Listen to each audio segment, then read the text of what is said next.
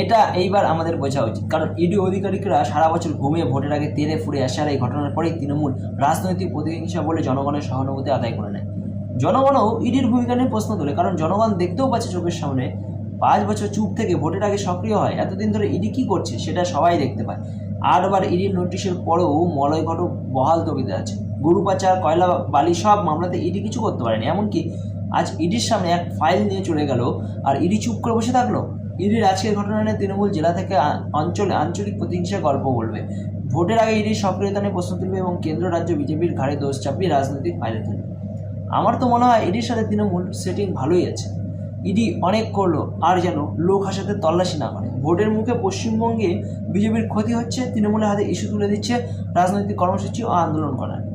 ED আধিকারিকদের মধ্যেও বহু দুর্নীতিবাজ রয়েছে, যারা মমতা ব্যানার্জির কথায় ভোটের মুখে তল্লাশি চালিয়ে তৃণমূলকে রাজনৈতিক হাতিয়ার তুলে দিচ্ছে। ইডি অফিসাররা আগের কেসগুলোর বিচার করুক, তারপর না হয় নতুন করে তল্লাশি করবে।